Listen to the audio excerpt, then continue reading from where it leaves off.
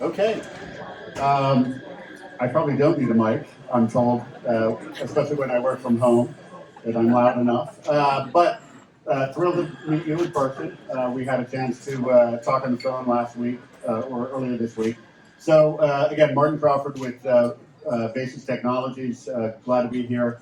I could read your bio, but I thought maybe Ashley, tell us like how you got here, what led you to Walt Disney, and I am going to ask you another question about music and food since we're in such a great city. But why don't you kick it off and with a little bit about yourself? Great.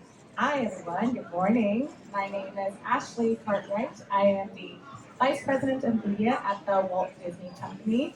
And before I get to how I got there, I will say I'm an LA native, born and raised. I grew up on the east side of Echo Park before it was cool, and then have made my way west ever since. I went to UCLA, and now I live in Venice, and so I'm an LA gal through and through.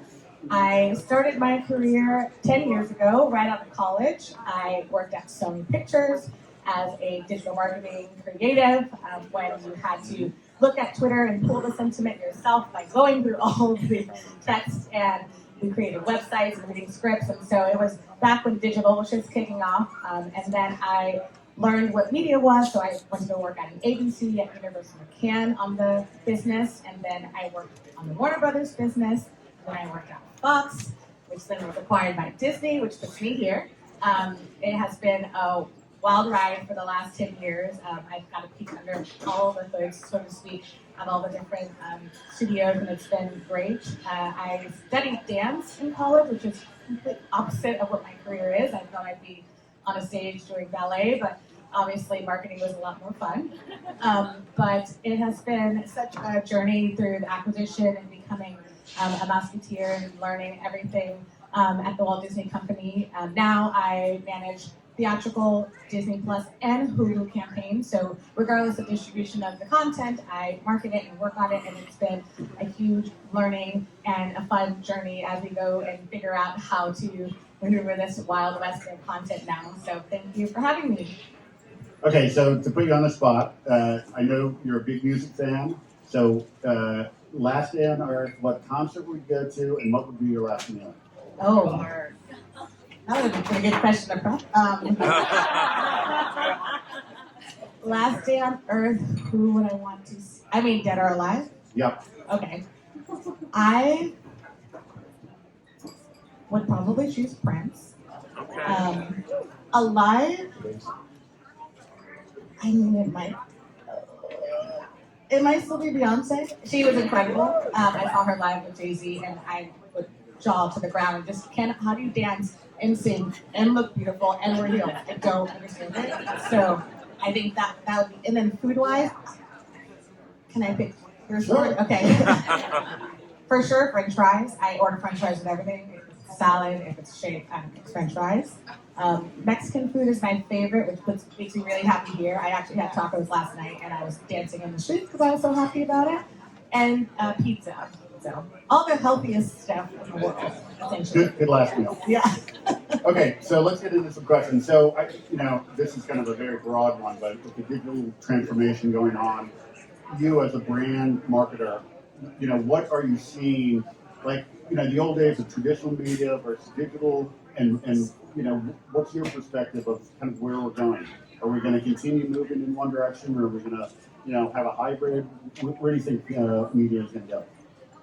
I think about, as I kind of mentioned, where digital started, where before you had to yourself go onto Twitter and look at every comment and categorize it yourself to understand the sentiment and what people were thinking about a trailer drop, or you had to try to figure out what reporting meant and was this a good, successful campaign or was it not so much. And I think now with the technology that we have, which is a blessing and a curse, you are able to learn so much about what it means to be successful, what your audiences want to hear or see from a brand.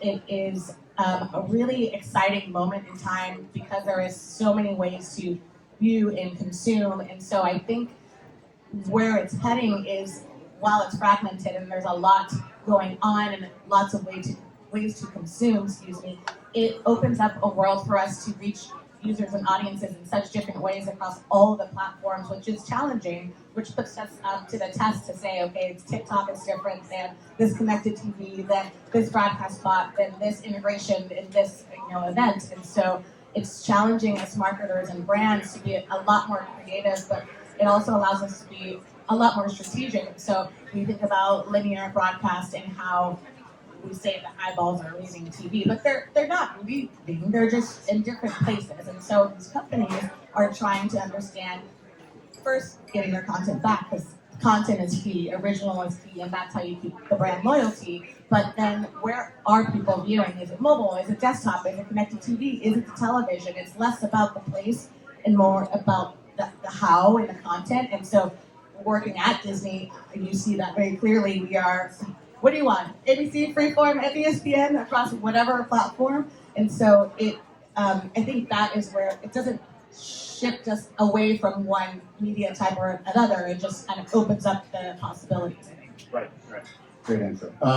Okay, so this definitely is one of the most interesting topics I think that we talked about a little bit, but talk about a seismic shift, the idea of going to from theater releases to streaming releases. This could go on, I think, but are you learning things? Are you, what do you think the future will be? I will say I was on a flight to Mexico when my boss said, everything's canceled, there's no more movies releasing, we're shutting down, and I was like, what's happening? And I think that was obviously such a monumental moment for all of us to try to figure out what does that mean for our industry, given that people can't go to the theaters, no one can go anywhere. And so I think we were lucky enough to have timed Disney Plus to release at the exact right time. I think it has obviously helped us grow. It's helped all streaming partners and those who stream content grow because everyone was at home, and I don't think it's going anywhere. I think it's obviously created some difficulties when we're trying to get people to go back into theaters for certain films that carry that weight and magnitude to be cinematic, but it is a win that we have this great platform, not only Disney Plus, but Hulu, to put content in places that people want to view. And so as families and kids don't know what movie theaters are anymore and they expect it to be on Disney Plus, we do have the option to do that. Now, what or why or what the secret sauce is as to how we distribute it, I don't know. That's above my pay grade. I wish I did. I'm always like, why do I do?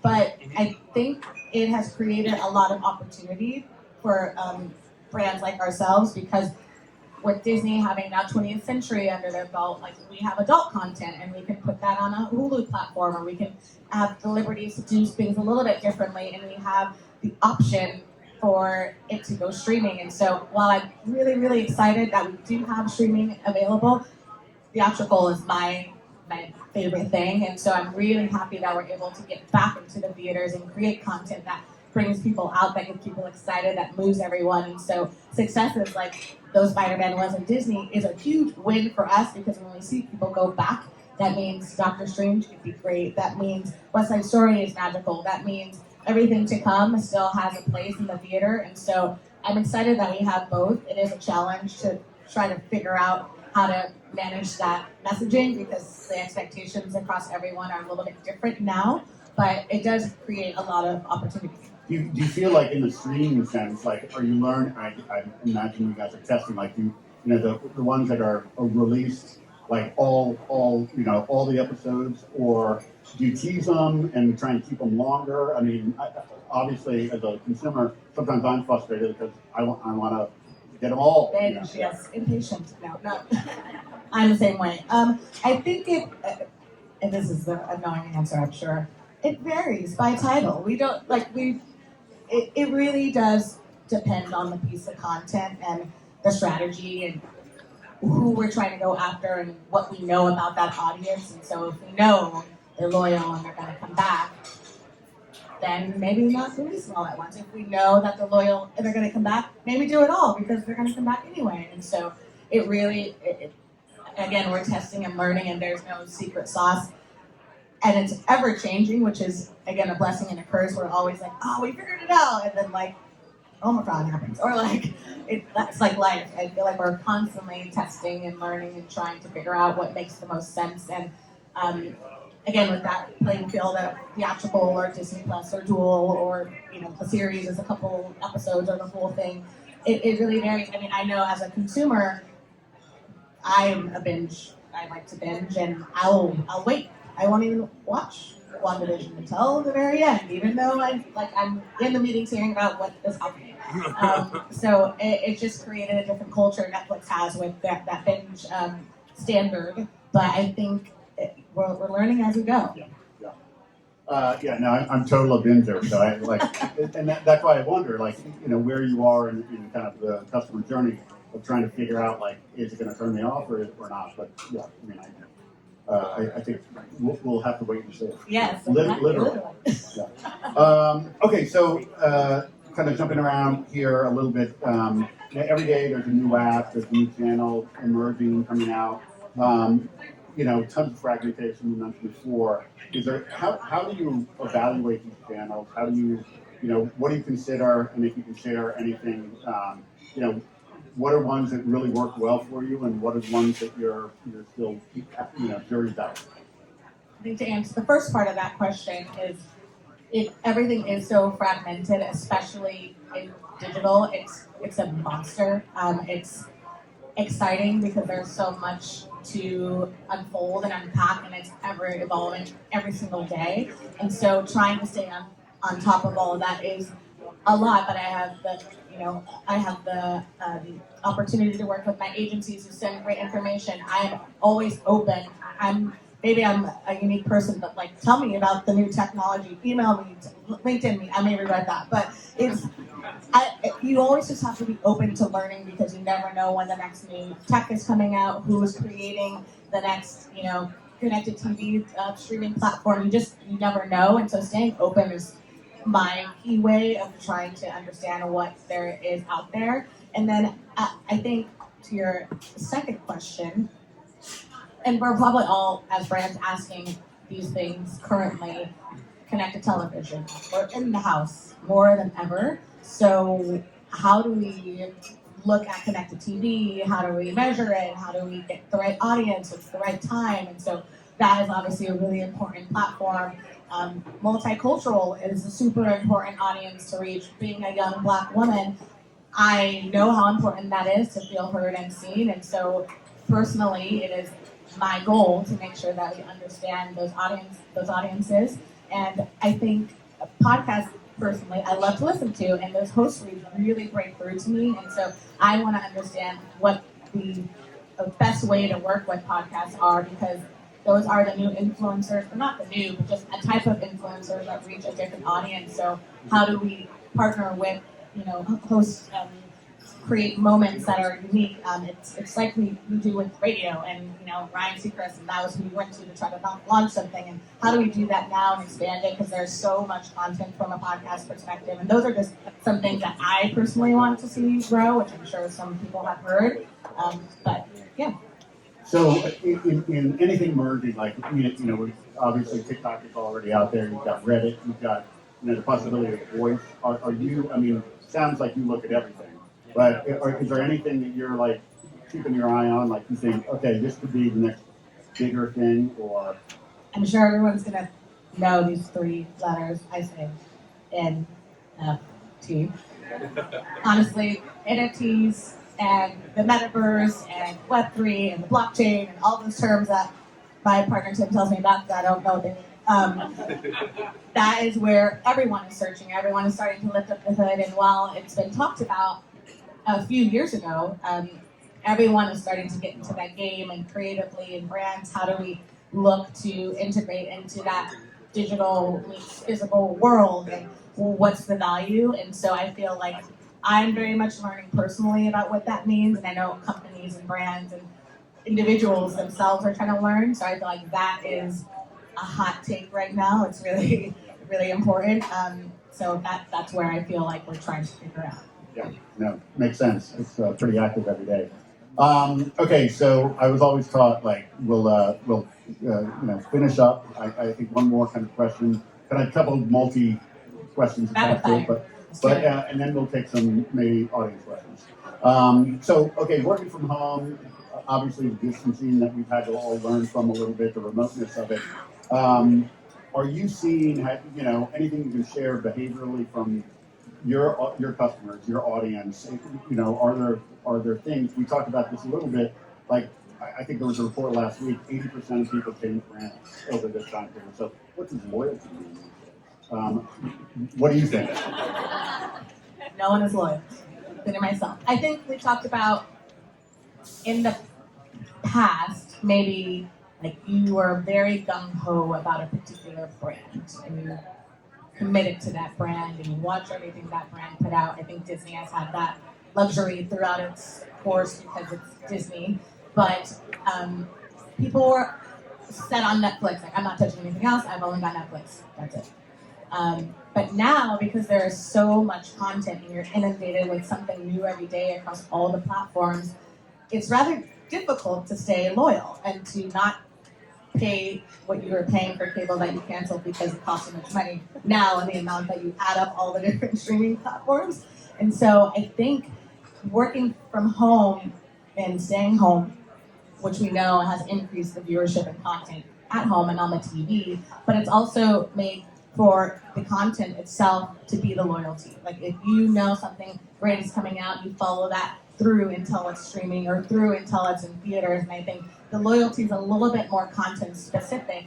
And so I'm curious, like how it goes, because I know Netflix produces content every day and Disney is producing so much content. I'm working so hard, it's going crazy. But I think it really doesn't exist in the old format that we used to know of like brand specific, but it's content itself. Like if you are a Succession fan, like that is my loyalty. I will follow Shiv and Roman till the day I die. But it's different. I think it's content specific now. Is there anyone on that show you like? I mean, literally. I like them. Well, no. Like, your characters are unbelievable, but you kind of, the angst of every single character is pretty unique. Roman, he's my guy. Roman? No. I mean, with that. Rome, yeah. the best. Very funny.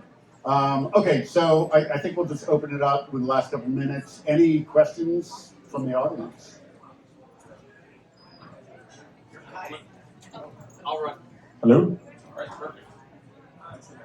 Ashley, thank you so much for those insights. My question is about now that you're going to be expanding the product to also include an AVOD offering, how is that going to change the way that you approach, the marketing and the media strategy?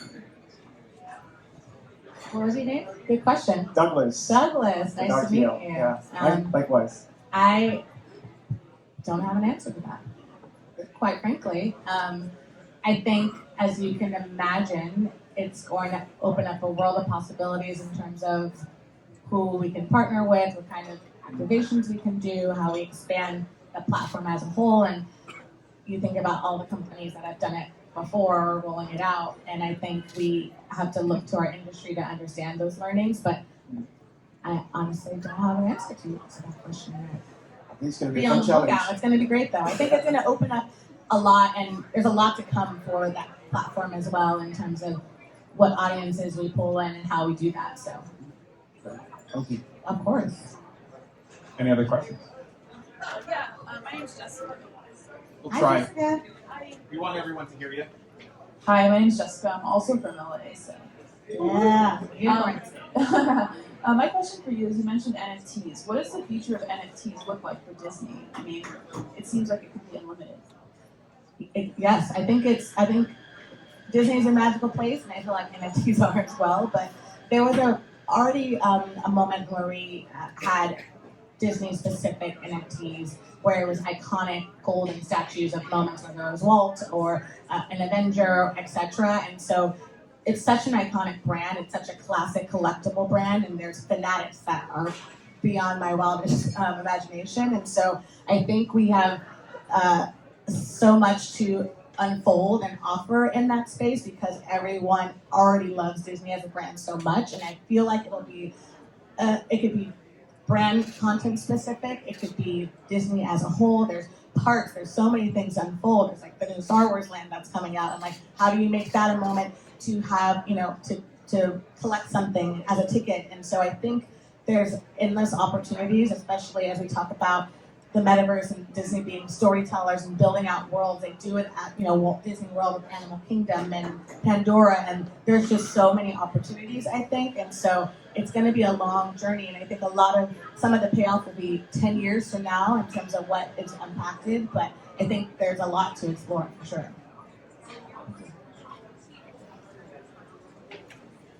Okay.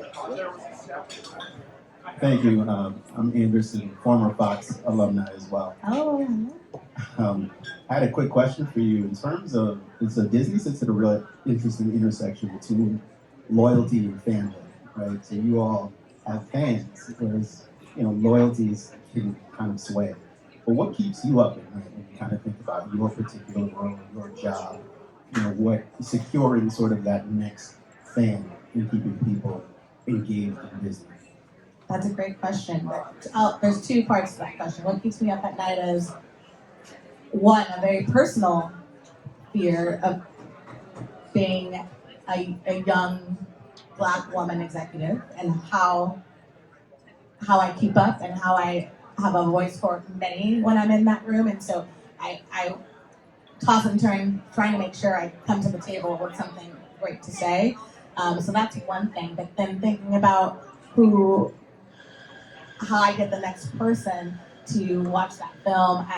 I use an example of West Side Story, and I'm not a musical fan. I'll just put that out there. And so I already had to get over the hurdle of people like musicals, and it's an incredible story, and Steven Spielberg is an incredible director, and the talent is amazing. And I think it was me waking up convincing myself to figure out how to find the audience for that film, and turn every stone to understand what's the draw. Is it Steven Spielberg? Is it Ariana DeBose? Is it the musical? Is it that it's a classic? Is it that we haven't been to movies in 3 years and now everyone wants to go see something? And so it's really mining everything I can to try to figure out what makes the audience tick and excited and intrigued. And so that's just one example. Last question. Make it good, no pressure. I'll let you off the hook. So since I'm a former 20th and I pass you in the hall all the time on my way to see Julie Rieger and Kimberly Plaster, Yay! I will ask you the question offline. Oh. She's giving me the hook. I'll see you in a minute. Okay. I would love to get to as many questions as possible, but I know it's just we got a jam-packed program today, so we want to keep the show moving and give everybody time. So let's give a big round of applause for our first speaker. Thank you.